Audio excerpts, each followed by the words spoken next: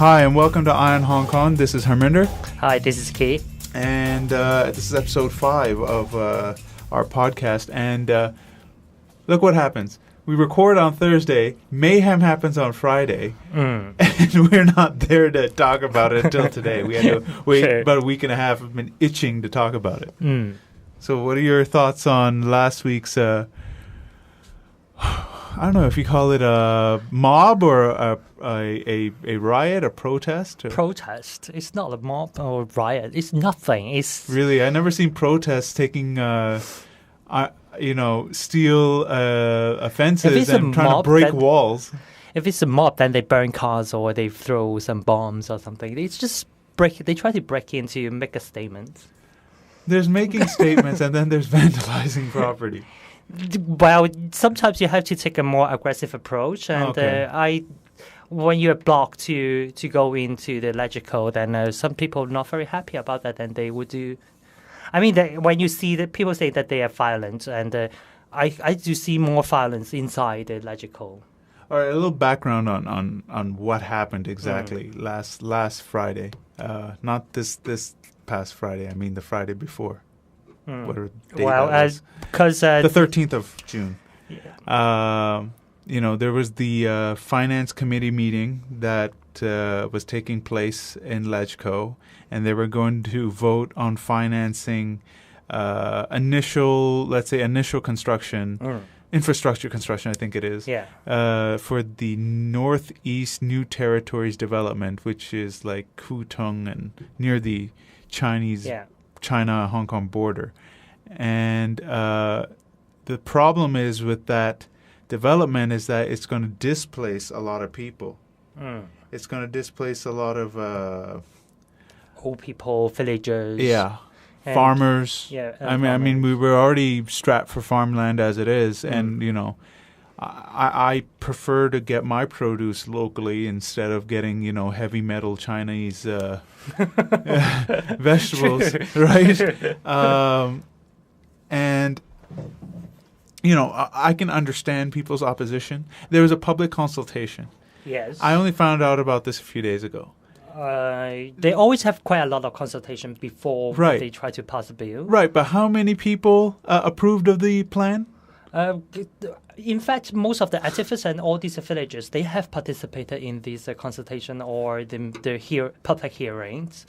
But whether their voice are heard, I'm not quite sure, because after the consultation, then the government received around 50,000 opinion statements, and only seven support the development. 7. And all the rest oppose it. But the government saying that, we do hear that some people support the development, and then they ignore these 50,000 opinion statement that oppose them. So what's the public consultation for? Make a show?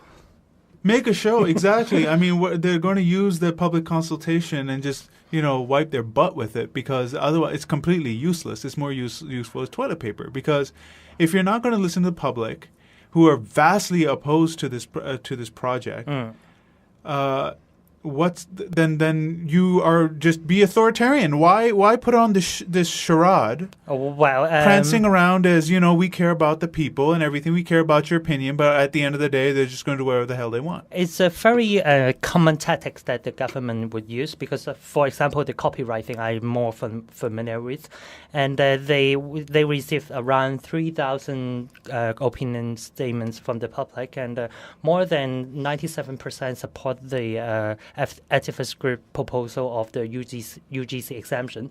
Then only 3% of these copyright holders then supporting the passing the bill. But the government saying that because of they don't really look at the number of the opinion statements, or they actually divide people by the stakeholder. They're saying that because one stakeholder is let's say this is Northeast development. They divide them into different groups, like the villagers or the public. Then the one group, and then another group is the developers. Then so then they would say that because they carry the same weight in the eyes of the government, no matter how many numbers you get. And the amount of conflict of interest in this project is tremendous. True. You got developers who are going to make billions off this development. You got construction companies that are going to make billions. You've got project managers, all the infrastructure that's going to need to go in there. You got the MTR that's going to make a lot of money having stations there. You've got Paul Chan and his family involved. That's a conflict of interest. You've got the Finance Committee Chairman. He is a non-executive director of SmartTone, which is a subsidiary or a parent company of Sun Hung Kai Properties, which will definitely benefit from the NENT project. So the whole thing should be scrapped because there's just too much going on there that, you know, it doesn't pass the smell test, you know what I mean? And it needs to be shelved and you know, looked at again. But the thing is, the government's using scare tactics, saying, look, we don't have enough land, there's a housing shortage, la la la la la. And of course... But look at the golf course next to these development zones. Is that public? The golf course? Yeah. No, it's a private one. They say that the government should take it back and develop it. I don't know if I agree with that, to be honest, because, look, we don't even have that many in this city in the first place. I mean, some recreation isn't the end of the world. Well, they can go to Shenzhen or somewhere in Zhuhai to play the golf. And the government actually... That's true. The reason why it's private, not really private, because all the land in Hong Kong owned by the government, they... Yeah, so technically there's no private property in this city because you're really leasing. Yeah, they're leasing it to these golf course club in a very, very low rent. Isn't it like $1,000 or something?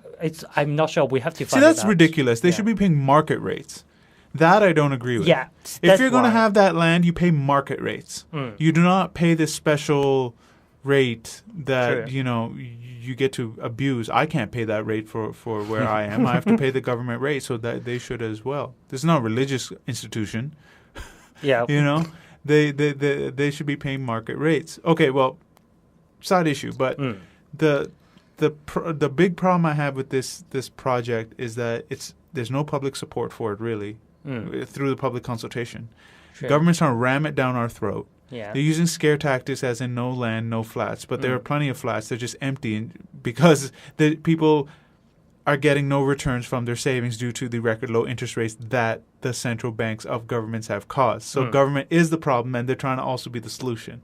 People need to realize, you know, they're grandstanding over there saying, look, we're trying to help you, we're trying to build more public flats, but at the same time they're enriching the super rich to get super low rate loans to buy more property, to inflate the property market, to inflate the stock market, to inflate lots of financial products.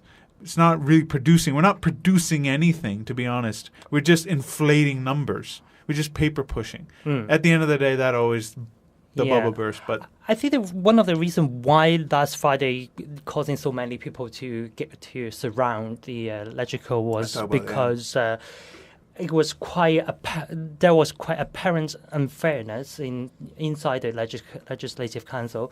The chairman actually tried to limit the time of speaking of all these legislators, and he says he tried to pass this. And the chairman's name is Ng Lung Sing. Yeah, Ng Lung Sing. He tried to limit the time into 1 minute. This was on the 13th or yesterday? 13th. And then people say that it's even shorter the time of making a cup noodle. Right? You need 3 minutes to make a cup noodles. Now you can't even make it within 1 minute. Right. So that's why people saying that he's trying to break all these rules and the due process, and it's very unfair to all others legislators. Oh yeah, like I said, he completely slapped democratic procedures in the face and just tried to be authoritarian and just shove it down everybody's throat and be like, no, you must accept this proposal. We've had too much of that in the city. I think the public's sick of it. Whether we just made to accept it. It's like it's for your own good, and then at the end of the day, it's usually a disaster. That's why I don't really blame the protesters for taking it so violent, because after all, in the past 15 years, there are quite a lot of protests, peaceful protests, and people really did nothing, and then we did not achieve anything with these peaceful protests. Article 23, 2003. Yeah, one example. But still, it's a very, very good example. Look, when you become violent in a protest without you being attacked first, you lose the moral high ground. In the eyes of a lot of people, you are looked at like thugs, okay, instead of protesters, and you do not ever want to be the person that provokes it. And now there are also a lot of people who are provocateuring, who have delusions of fighting the police. We should also. There talk are about also that agent provocateurs of the police. Whether that I can't confirm or deny, but there have been photos circulating online. A video now. And a video of police infiltrating the groups, trying to stir stuff up. Yesterday, they arrested some people with weapons and tools to break open God knows what, whatever barriers or walls or whatever. There was information circulating online of how to like break into LegCo violently. We don't know who these people are. Could just be people who think they're Che Guevara, right? But it could also just be provocateurs, government agents, and it's been used throughout history. So nobody can say that it won't happen. It can happen, and it usually does. It was also reported that some of these activists they just walked past the protest, and then they got arrested yesterday too. So quite a lot of people got arrested yesterday. Yeah. And especially these people from scholarism, I think. Well, yeah, of course. There's certain groups that are going to be targeted first, right? People Power, Scholarism, League of Social Democrats, and Civic Force or something. I don't know. Civic Passion. Civic Passion, this new group that's coming through. And again, yesterday it didn't turn out violent at all. Because they turned LegCo into a fortress, right? No. Because they didn't pass the bill. Yes, they didn't pass the bill, of course. Right? I mean, that's great. But also, they did turn LegCo into a fortress. So from now on, I'm never going to call it LegCo. I'm going to call it Fortress LegCo until they've removed all the barriers for good.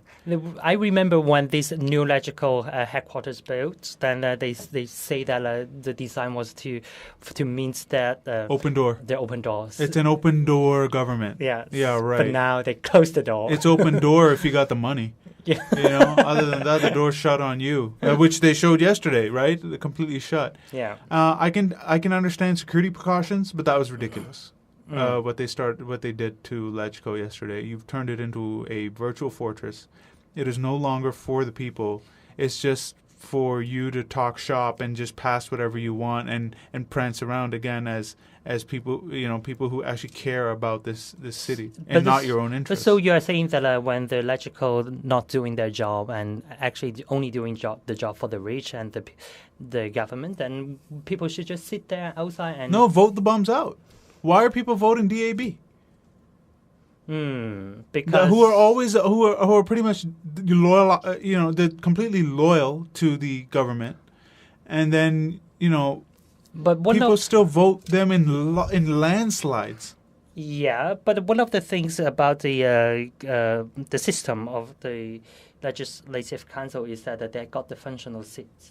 Yeah, that's a complete farce. They should be abolished. I agree with you completely. And until that happens, we can never really have a real democratic legislative council. But until that day, when was it? I think someone promised that we will have this total abolishment of the functional constituency in year 2008. And then we still have these people, and they are going to hang on forever. Oh, was it when they tried to ram through the? I think it's the change in LegCo or one something? of the papers under the basic law saying that we will have this full democracy and universal suffrage in the year 2008. Full democracy means. And this is different interpretation now. Exactly. It can mean anything. It's democracy with Chinese characteristics. I like that. Okay, that's exactly what it is. So everything now we can add something like with the Chinese characteristics. Because if that's what they're calling their system across the So border. like the mobile phone with the Chinese characteristics, it means that someone is listening to your phone. Well, that could also be the NSA. Right? But I'm just saying, bad example, but that's all right. I get what you're saying. But I'm sorry, but I do not support violent protests like that. Again, you lose the moral high ground right there. People generally do not view violence in a positive light, even though it may be for a good cause. Until you have absolutely no choice, you're being fired upon, you're being beaten, that's a whole different story. Then you have a right to defend yourself. But going in there and busting, doors and walls and all that. What about occupying the legislature? Yeah, I got no problem with that. They just sat down. That's not going to do anything. Okay. Going into the finance meeting and yelling or just like threatening to jump, whatever. That doesn't hurt anybody. You're not destroying it. That's not violent. That's just being, you're not being obedient to the system. But how to get in? Get in where? When they shut the door. Well, now it's Fortress LegCo. Now you can't get in. Okay. Right? So you can't. People, when they turn it to a prison, how could people get in to occupy that? Sit down. You call into talk radio. You leave messages on Facebook. You email legislators. You mail legislators. You tell them your disapproval. At the end of the day, they have to listen to the people. And when they continue to stop listening to the people and just keep going authoritarian, then I can understand things getting more testy, right? And more testy, and then eventually it'll boil over. I think people still need to keep their cool. That's my opinion. Your opinion is you think what they did was... We're already to that point. That we were at that point. I still think we need to keep our heads cool because the people who provoking the violence, we really don't know what their real intentions are. All it takes is some guy out of being a paid provocateur going in there and throwing a petrol bomb on the door, and then that's it. That labels the whole protest as violent, and they want to start killing people now. You label them as terrorists. And I said this on a forum. I guarantee within the next 5 years, when things get a little bit worse, I think if they don't stop doing, continue with this form of government, they're going to start labeling people domestic terrorists. And then you're going to start seeing beefed up security. You're going to see more checks and more people with their hands on the wall with spread them, show me your ID and stuff like that. Right. So this government needs to cool it as well, shelve this project, and first of all, stop being so disingenuous and saying this is land supply is short, we need to build more, when it's really really low interest rate policies that are causing all these social ills. But they need to shelve this project. It has no public support. It only has private developer support, businesses that are going to make money off of it. I also want to talk about that, like why they could stop this committee to run was because someone voted wrong accidentally. Do you think they voted wrong, or they voted with their conscience? They said that they voted wrong, but I don't believe that. Regina Yip is so smart. Yeah. Like, she's the smartest fathead in the world, so she wouldn't make it wrong. You and your fag fathead always smart. Fathead always very, very intelligent. So she knows what she's doing. We are not PC on this show, by the way. MPC kills free speech, so that's why we don't use it. But she also, in yesterday's meeting, when they decided not to go through with the vote, she actually went after the chairman of the Finance Committee, Mr. L.S., and said, you should step down. And she even suggested Emily Lau take over the chairmanship. I wonder if it's her conscience for real, or is this just another tactic? Don't you think that it putting the pandemic people into a very difficult position now if they refuse to take over the chairman position? They shouldn't refuse. They shouldn't refuse, but they can't. But then you go by procedure. If people have amendments, you go through them and all that, right? At least they will. Even at the end of the day, they vote, and the vote says go through with the project, but they went through the whole process of it, amendments and letting them speak. Obviously, it's a filibuster, whatever. Yeah. And I'm not for filibusters in its current form. Right. I like the American form. One person stands up. You can't sit down. You can't have a bathroom break. You cannot give your time to no. You're one person. You're gonna have to keep speaking. That's better, in my opinion. But fine, whatever it is now, you have to go through established procedures. This blanket chairman has the authority to do whatever he wants as he sees fit to keep the committee moving. And another Not thing for about last Friday, the SL, he's also try to wait for other Sheng, and then he tried to wait for other people, other pro-establishment legislators to come back to vote. Yes. He prolonged the voting time from 1 minute to 175 seconds. Yeah. And when he said 1 minute. Yeah. But he's like, oh crap, there are not enough people here. I feel like extending this meeting right now. I feel like probably he's living in this parallel universe. That's they all live in there. They live in, as Michael Chugani says, cloud cuckoo land, right? They do live in their own little, castle. I mean, how could you do that? It's apparently unfair, and of course, the guy should not be the finance committee chairman. And needs to step down, and they're going to push a vote of no confidence at the next meeting. Fernando Cheung of the Labour Party is going to move that motion, and hopefully it's successful, and then they can vote in a new chairman. But DAB, I think is the majority, right? Yes. Yeah, and probably will be like, no, we can't do that. They better find someone with some common sense. They should find someone with common sense. Oh, that LegCo and common sense, that doesn't go very well together. Yeah. And then that goes into more and more into the calls for Hong Kong to get independence. And I mean, I know it's a taboo subject, but it's starting to become more and more out in the air, especially after two incidents happened this week. One, there was a protest outside the British Consulate General, in Admiralty, where 10 activists from a group called Hong Kongers Come First went outside the consulate and said they want London to take back Hong Kong and then help make it an independent state. And they want to join back UK, or they want independence?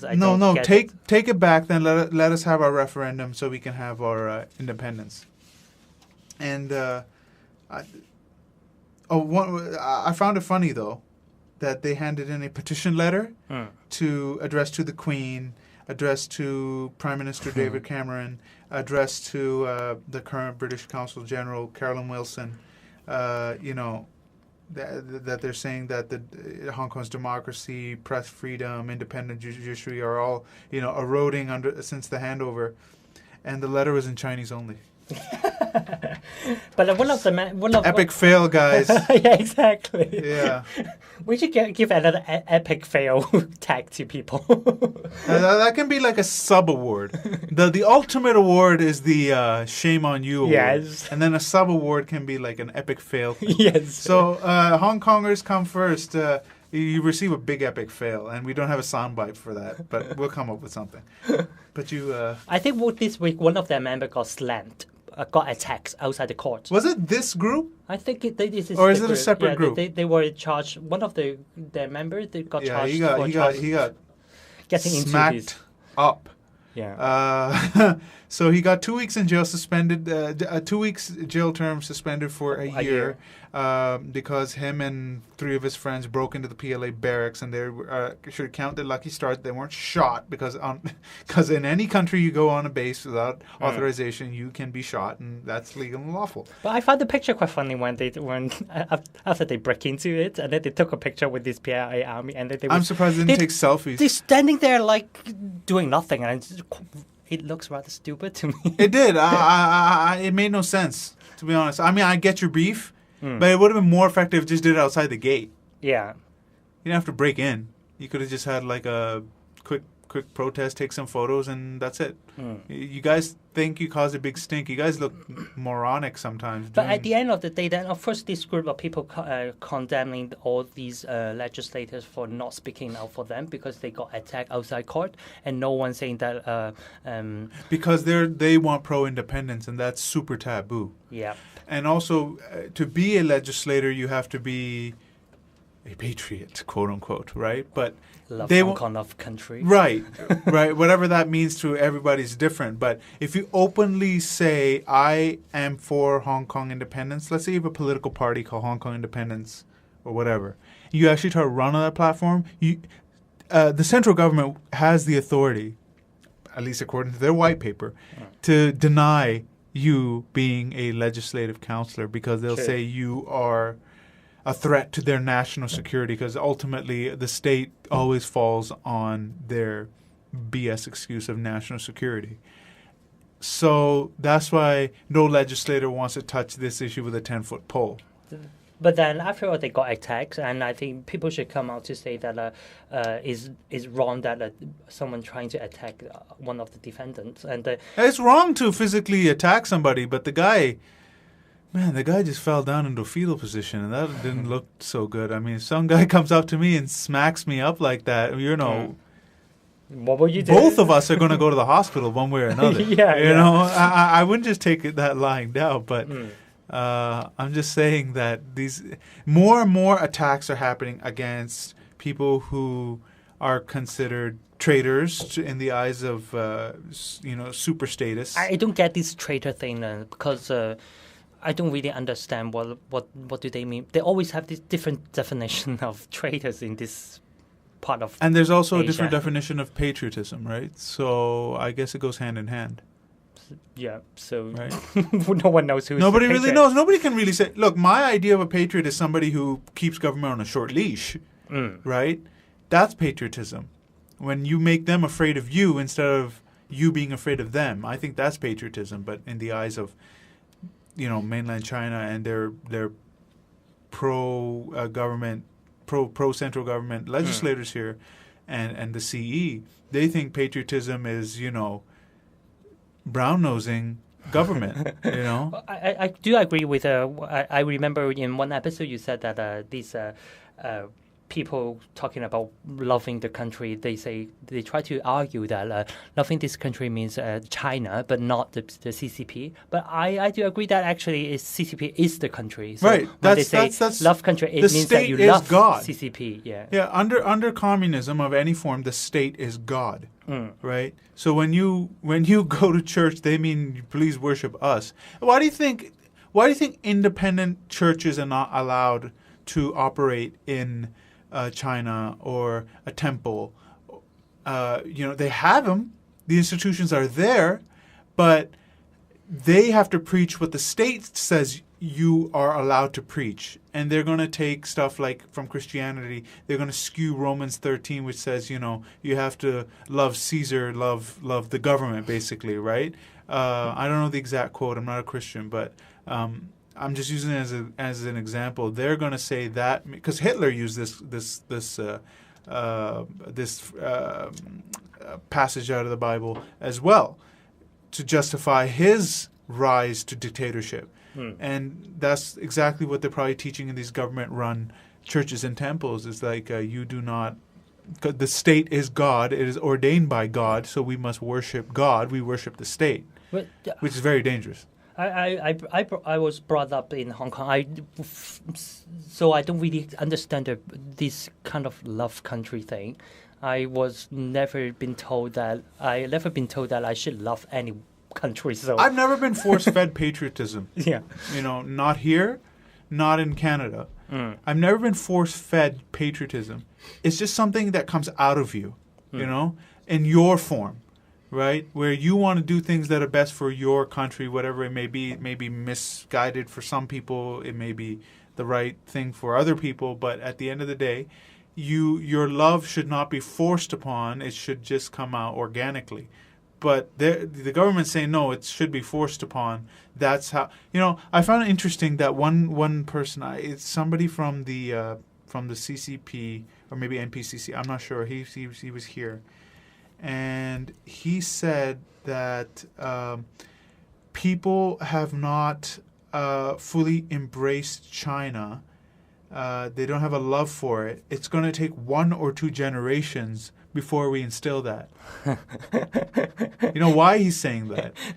They're gonna change the school system to where you're forced to love the party. Forget the country; it's the party. They're gonna say, "Oh, look how wonderful communism has been. How the CCP." Oh, that's actually what the chairman of the Law Society said this week. He says he finds the CCP is great, and the definition of loving the country should be written down. Well, I'm sure he has a cushy position in the MPCC once he's finished with his Law Society position. But okay, yeah, that's the only reason he would say something like that. But they're setting up this city educationally to force feed you the love of the party. And then there are also all these immigrants coming in from China who have never had a taste of what real freedom means. They still have in their blood this love of the party, and they're going to come here and try to usurp, the whole Hong Kong culture of pretty much we're fiercely independent one way or another. Not independent in country, but we're independent when it comes to doing our own thing, our freedom of speech, our press, our judiciary, our business. I mean, Hong Kong was built on independent businesses. Not so much now because people have, don't have the entrepreneur spirit. They don't. They're just job seekers now. But back in the day, it was all about government's not going to help me. I have to help myself, and people still need to keep that mentality when it comes to work. But that's a side issue. The point is that they know what they're doing. They know what they're doing. They still got 30 some odd years to go before 2047, when our 50 years of a high degree of autonomy and keeping everything the same runs out. They got plenty of time to change the entire culture of this city. And that's why it's important for more people to speak out peacefully, online, outside on protests, and put your views forward. Like the referendum, the civil referendum. The referendum, even though it's kind of a clustermuck, at the end of the day, it's the right thing to do. Okay? It's not a real binding vote, but at least it's a massive public opinion exercise. Yeah. I think up to now they got 500,000 people voted online or going to the polling station. As of Saturday afternoon, on the 21st June, they have over 500,000 votes according to the organizers of Occupy Central and the civic referendum. Originally, they planned that the voting period should be 20th to 22nd, but now they extended to 29th. Why? Because of the cyber attack last week. Massive cyber attack. At first, they only attack all these pandemic media, like House News online and in media and Apple Daily. It's outrageous, I'm telling you. Because the day before they attack Apple Daily, you sent me this sex video link by other media. I was looking forward to read it on Apple Daily and find out more details about that. And in that particular morning, I couldn't get on Apple Daily. I was like, oh my God, I have to read some news about that sex tape. about Coffee Lamb. Yeah. Yeah. Funny video if anybody hasn't seen it, by the way. Yeah, they called it she got a defense. But this is not this is not TMZ, so we're not going to get into that. Fine. Funny as hell, though. You should go see the video. Yeah. Well, that's your point. Point is that the websites of pro-democracy media were down. Yeah. Due to massive cyber attacks. And now it's still an information war. You see, it's not a physical war. Yeah, I can't remember which general said this, but he said 90% of all wars is an information war. So this is the first thing they're going to attack is information. True. Right? And governments hate the internet. Trust me. That's why they're trying to make Internet 2.0, where they have, their control over it. But this is, democratization of information is the worst. What did the church do back in the medieval times? Okay, they kept all information to themselves, while keeping everybody illiterate. And there's illiterate, and when they said, well, the sun didn't come up today or the eclipse happened, but the sun is angry at us because you didn't give us enough tribute. And they didn't know if that it's an eclipse or whatever or some other issue, and they didn't have the information, right? So the same issue is happening. They want to attack information. Nobody reads Wenwei Po. Nobody reads Taku. What is it called? The other pro-Beijing paper. Taikong Po. That's it, right? Yeah. And nobody reads these papers, all right? All the news they get is pretty much from Apple Daily, because they not only do they have the pro-democracy stuff, they got a lot of juicy gossip that people like to read. So they just happen to stumble upon the sex videos and stuff like that, right? No, I'm just saying that. So information is the first thing they attack. That's why they release white papers, and then they get their government people on the radio and everything to push it, and Ambrose Lamb and everybody to Even those people, I thought that they have passed away, and they certainly came out and speak against the Occupy Central, like Charles Lam. He's the one who's saying that Chris Patton was the sinner of all ages or something, right? Right. He's the one. He's actually living in the States, but then how ironic. Yeah. Then somehow he certainly came out and spoke against the Occupy Central. Well, again, at the end of the day, they want to be patted on their head by their communist masters, right? So they have to say this stuff, and if you're in support of it, we got something down the line for you. And then when this civil referendum actually happened yesterday, then we got one of the largest cyber attack in the whole world. Yeah. And it was, when you look at the picture captured by. But wasn't that for Facebook? What do you mean? The largest cyber attack. Yeah, was against Facebook, wasn't it? No, it was against Apple Daily. No, against the pop vote. Sorry, the pop vote, the civil referendum. So actually, before the Facebook got attacked, then one of the local online radio show called D100, and they captured the traffic, the internet traffic. It really looks amazing. It's like 1,000 shooting stars. Going from China to USA. Yeah. And then you look at the ranking of people who are attacking. It's like China, USA, Hong Kong. Yeah. Of all places. And I guess we can kind of segue, since we're talking about cyber attacks and everything. We can. Well, no, it's not really a segue. It has nothing in relation whatsoever. What are you talking about? I was going to talk about the visit by Li Ka-chang to the UK, but it also still ties in with Hong Kong. True. Because a lot of people wanted David Cameron, the Prime Minister, to mention defend Hong Kong and mention it and say your white paper isn't exactly what we agreed upon in the Sino-British Treaty and all that, and at the end of the day, he didn't say squat. He pretty much agreed with there's like a blurb that said, our partnership and relationship is very positive for Hong Kong, right? And then, I have to read these quotes by Martin Lee, okay, who used to be the Democratic heavyweight of Hong Kong.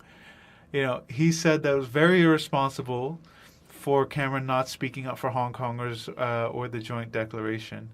The central government has redefined the country's policies towards Hong Kong in the white paper, which are different from what were stated in the joint declaration and basic law. And he said he urged the UK to continue its role of maintaining the joint declaration of basic law, not giving up that right in exchange for business with China.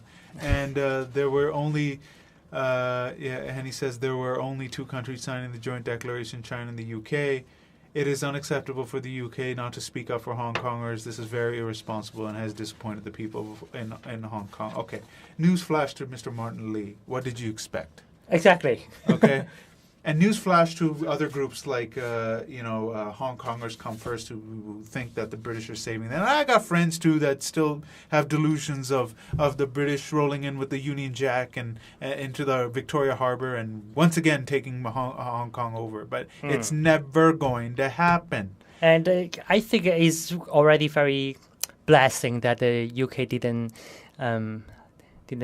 they don't say anything. I'd rather they don't say anything because whenever they say something, then we'll have to look at this half-year paper that they released on Hong Kong by the Foreign Ministry. It means nothing. Yeah, it means nothing. They don't really speak for Hong Kong, so I'd rather they don't release the report and they don't say anything at all. No, I wouldn't mind if they did say something if it was actually positive.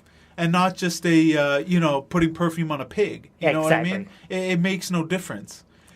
The words are empty. It means nothing. So will HK people stop relying on outside forces to somehow come in and rescue them, whether it's the UK, US, UN, whatever? The UN took off Hong Kong and Macau from the list of colonial territories in the 70s at the request of China to not having independence be allowed into this into the Macau and Hong Kong, and the UN agreed. Well, to be fair to UK at that time, UK did protest and they tried to, but they were like only 1 vote, so right.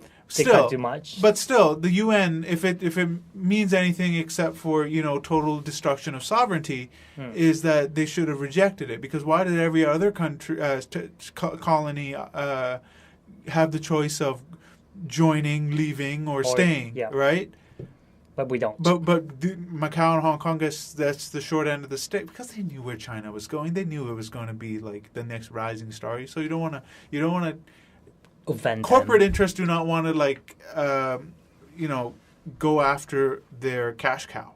You don't want to slaughter it. You want to keep them as happy as possible, as fat as possible, so that you can skim off of it at least, if anything. Right? But when you talk about we shouldn't rely on the foreign help then, but at least this cyber attack, we were protected by this U.S. company called Cloudflare.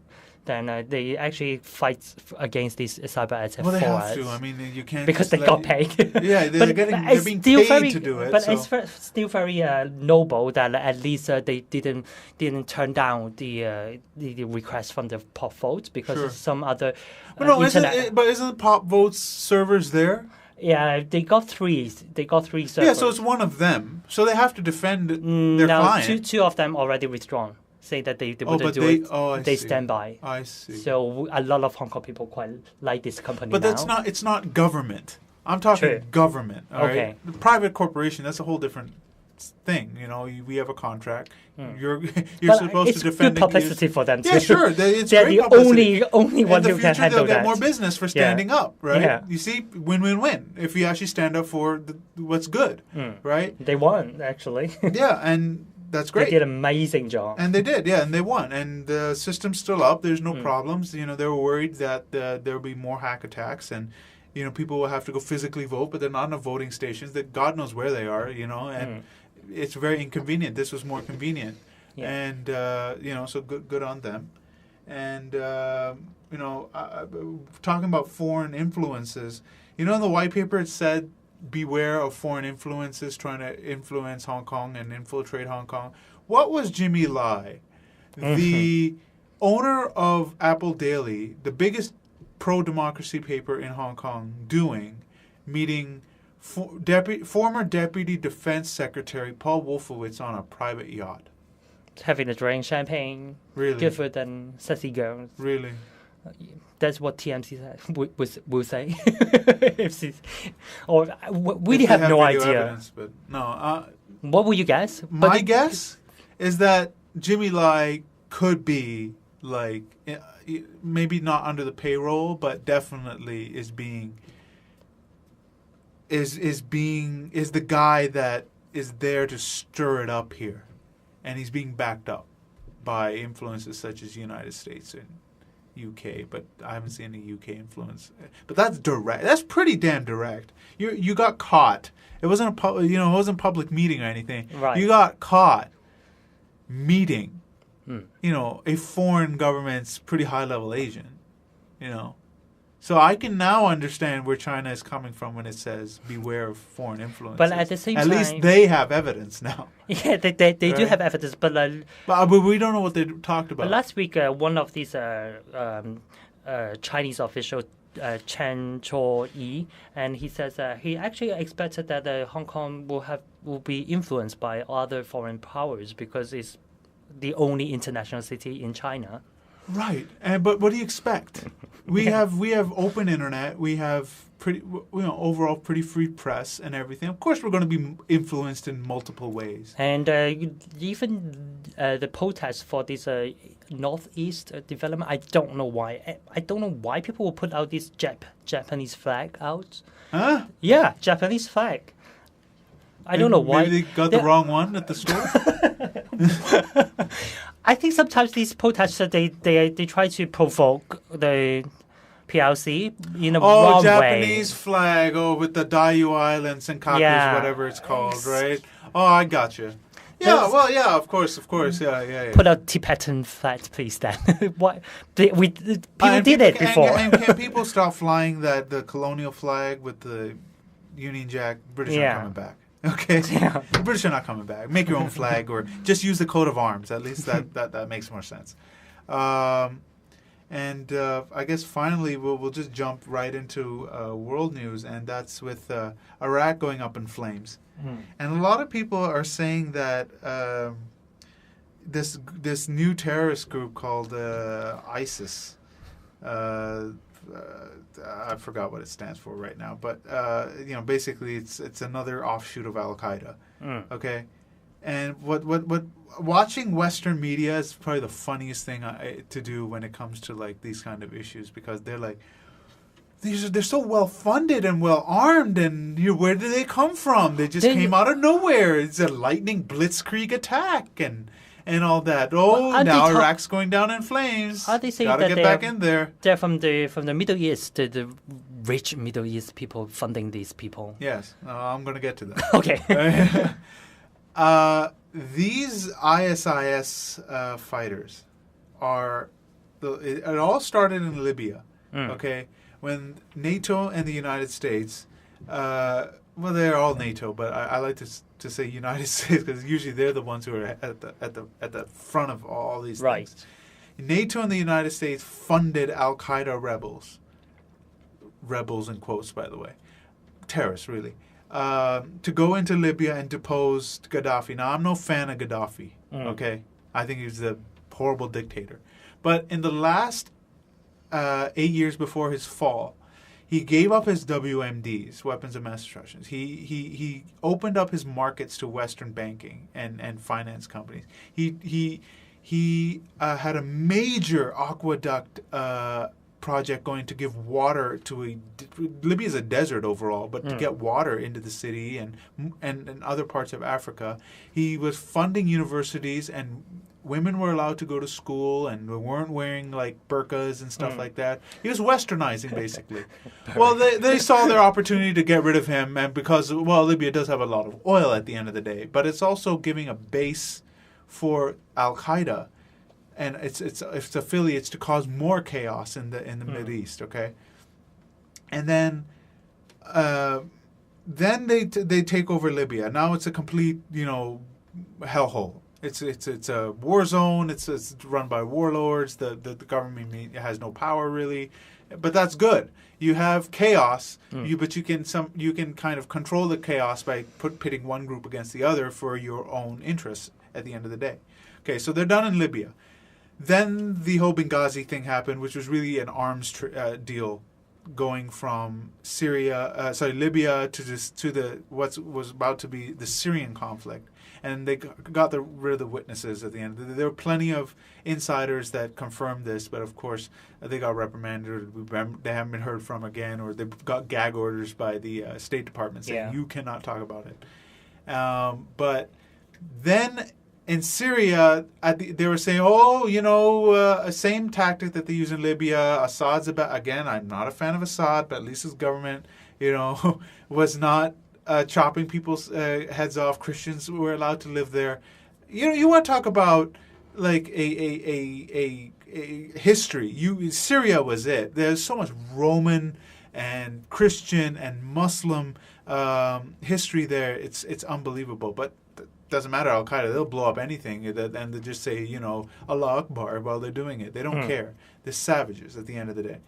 And they go into Syria, and the few protesters are there. They have RPGs, they got AK-47s, they got all these weapons, firing them. And the Western media says, Assad attacked, peaceful protesters, but at the end of the day, I don't know what peaceful protesters as an RPG, firing at police and police stations and all that. Okay, whatever.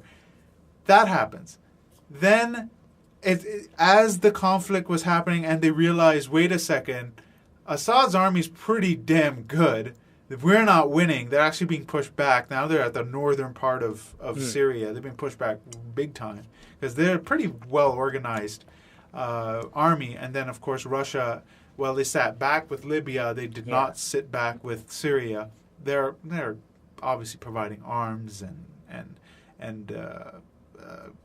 logistics and military advisors and all that. It's a proxy war at the end of the day between Russia and NATO, again.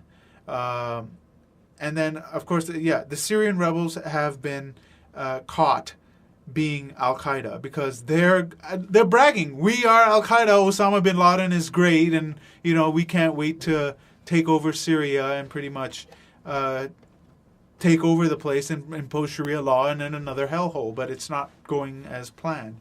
Okay, I just want to run off some headlines from mainstream news. This is from the Times in the UK. The headline is Syrian rebels squabble over weapons as biggest shipload arrives from Libya. And where do the original weapons come in from Libya? Where you suggest? It's been confirmed that the weapons are usually American-made, and they go from the States because the States and Saudi Arabia have big-time weapons deals, and Qatar as well.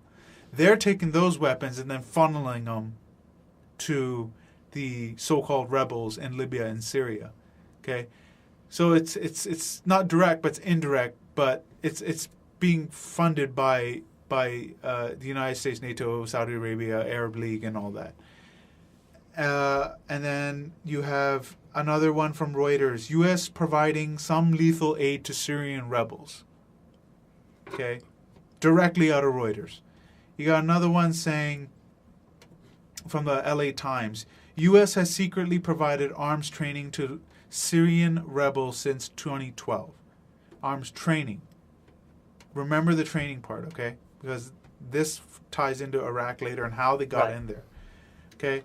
Another headline. In Syria, new influx of weapons to rebels tilts the battle against Assad. That was old because Assad, it didn't exactly work. But that was out of the Washington Post. This is out of the Hindu. France to fund opposition in Syria. Okay? This is out of Bloomberg.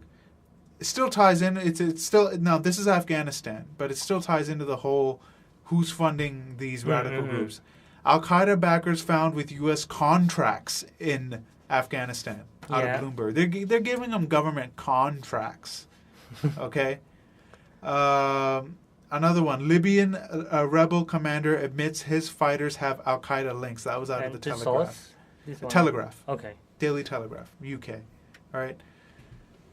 We have all there's more, but there's the only limited amount we can talk about on this podcast. Okay, clearly they're being all these rebels, so-called rebels, but they're really terrorists, are being funded by the West to cause destabilization in the Mideast because it's really order out of the chaos. What I heard from the local commercial radio was that they were funded by these.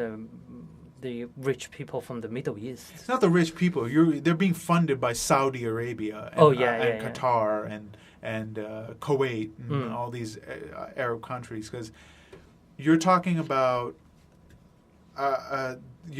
Sunnis that want to have a new caliphate in the area because Iran's their arch enemy, Syria is their arch enemy, Libya is their arch enemy. So they're getting rid of them.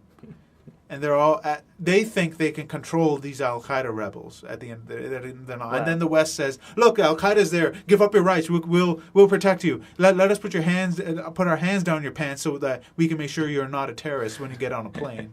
You see, and now people are just putting up with it.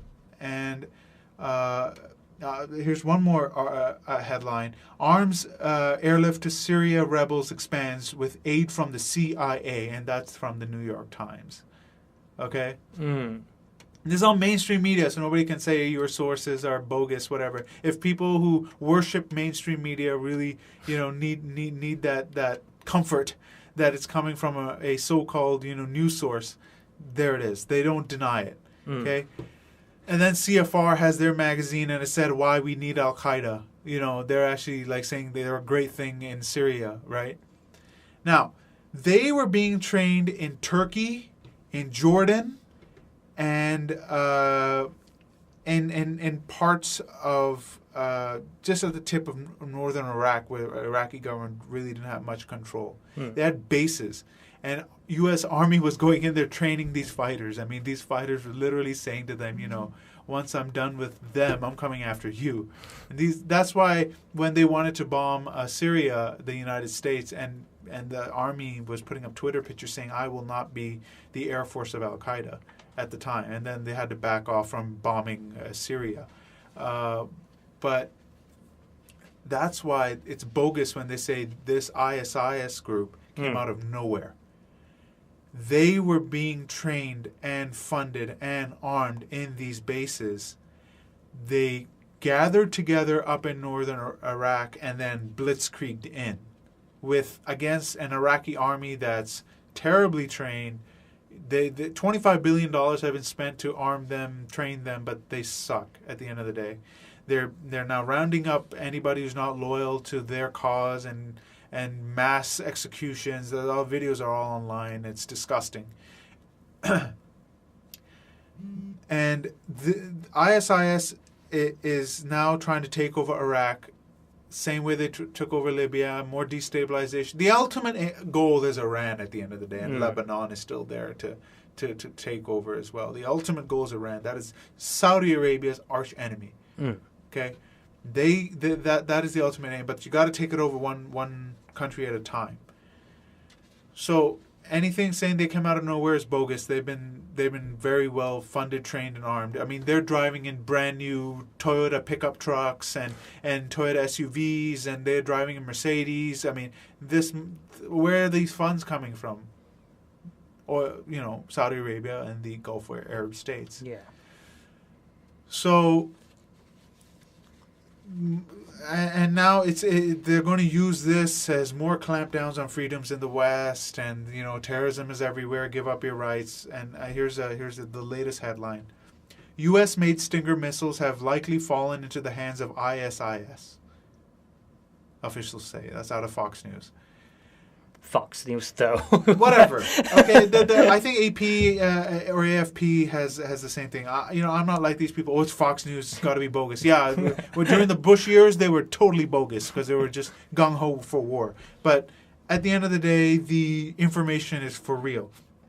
Fox is using it to drum up fear, to give up more of your rights. We got to go back into Iraq. More money for the military-industrial complex, for bombs and logistics and all that. They'll charge you $5,000 for a tent, as Dick Cheney's former group Halliburton was caught doing and stuff like that, okay?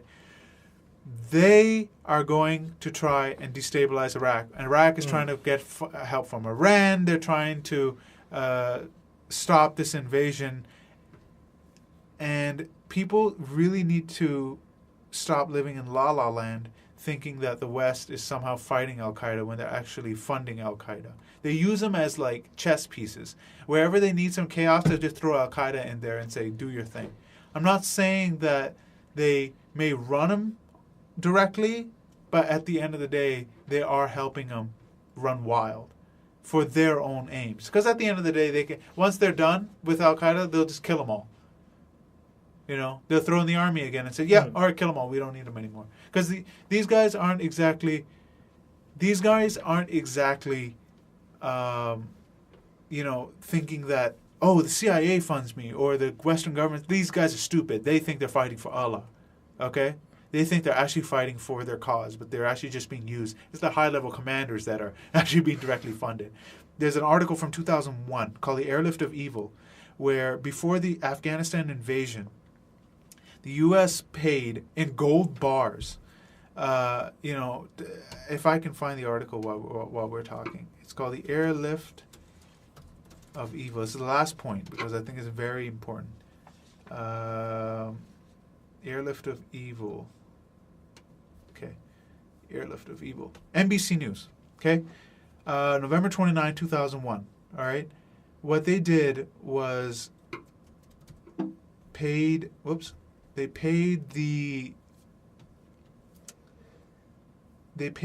Afghanistan supposed enemy at the time. I think, what was it, Taliban? I think it was the Taliban. Yeah, that's it. And what they did was they paid him in gold and put him on planes and got him out of there just before the invasion. They left some low-level guys behind, but at the end of the day, they're like, yeah, you did your job, get out. This is NBC News.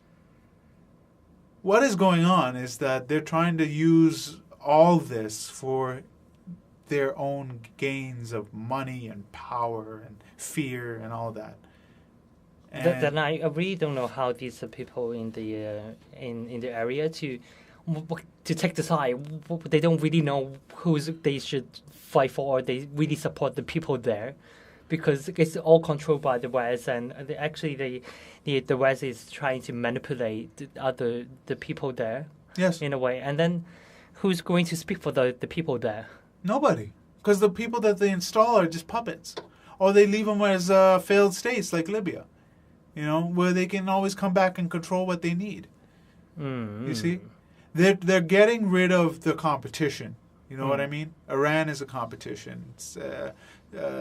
Syria is competition, and Libya was too. They couldn't trust Gaddafi, so they got rid of him. North Korea is left alone because it's used as a you know, to rattle the cages once in a while, and yeah, we got to stay in Asia. You know what I mean? They'll deal with them when it comes time. But people need to stop being naive. That's where it comes into people thinking that the British are going to come back to Hong Kong and save us. They have their own corporate interests that they're satisfying. They will not come back to save us. They're not going to touch the city with a 10-foot pole. Even if PLA tanks were rolling through the streets right now, crushing people under them, they will just release a stern letter of objection to China.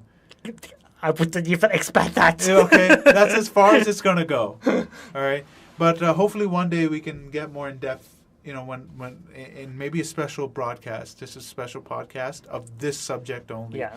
Where it starts and where it ends, with everything documented, everything cited, and then we can put it online. But a little later. But people need to do their own research when it comes to everything, not just this subject. Don't just believe whatever's out there, but try to connect the dots. Think three-dimensionally, not two-dimensionally. If we had thought three-dimensionally, probably there would never have been an Iraq war. But all you got to say is a few magic words like terrorism, Al-Qaeda, and weapons of mass destruction, and people are ready to give their firstborns to help. Here's my firstborn, keep me safe, you know. And, you know, I think we should end the show now. I think we're a little into OT. Yeah. But we should end with a... Shame on you thing. The award ceremony. Yeah. Who should it go to, Keith? This Who week. do you nominate? I would nominate Learn Sheng, who's a chairman of this finance committee of the Legislative Council. Very good choice. And what about you? Well, you know what? I was originally going to give it to Elsie Leung because she came out and just basically said that the white paper is the best thing since sliced bread, and that made me sick. And then you had Paul Chan as well saying we will not withdraw this no matter what. This funding for the NENT project, and also CY Learn too. He came out and said that's too easy. Yes, so CY Learn, we can just he can be the forever honorable. Shame on you. So he can always be the honorable mention every show. It's too easy. We can't just do that. I like your choice because of what he did last Friday and this previous Friday, yesterday.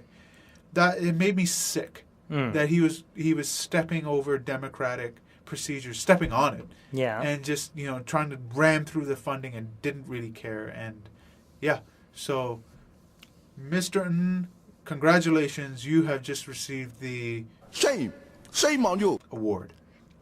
Good. And on that note, we're going to end this show right here. Before we go, might have noticed that we actually have better sound quality this week. You can't hear the air conditioner. right. Like before. You can't hear, well, you probably can't hear me thumping on the table. I got to stop doing that. But at least the sound should be much better. And that is thanks to our friend Lee. Who has a pretty cozy studio. I really like this set. Yeah, I like it too. Yeah, it's really nice. And he let us use his studio. Would you like us to plug anything? Not yet, because I'm not sure what I want you to plug. But right. I'll think about it for next week. All right. Well, thank you, Lee. Thanks, Lee. And we will be broadcasting out of this studio for all our future podcasts. And again, I'd like to plug our websites. You can go to facebook.com/I on HK Pod. That's the letter I on HK Pod. And we now have YouTube as well. So it's even easier for you to listen to our show. And that's at youtube.com/the letter I on HK. And of course, you can directly download podcasts at the letter I on HK.podbean, BEAN, and for Nancy.com. You're amazing. You can always remember all these long addresses. I can't. I have no life, Keith. No, seriously. It's just a few. There's going to be more. Eventually, we're going to throw the show on iTunes. I want to throw it on every platform that there is. So information is king. And everybody should have it. And by the way, you don't agree, disagree, whatever, please leave it on our Facebook page. You won't hurt our feelings. We like post-war. We don't mind. Haters going to hate, so it's all right. We don't mind. Leave your hate mail, leave good comments, leave your death threats, whatever you like, on the Facebook page. And on that note, we'll see you next week. Yeah, see you next week. Bye-bye. Bye.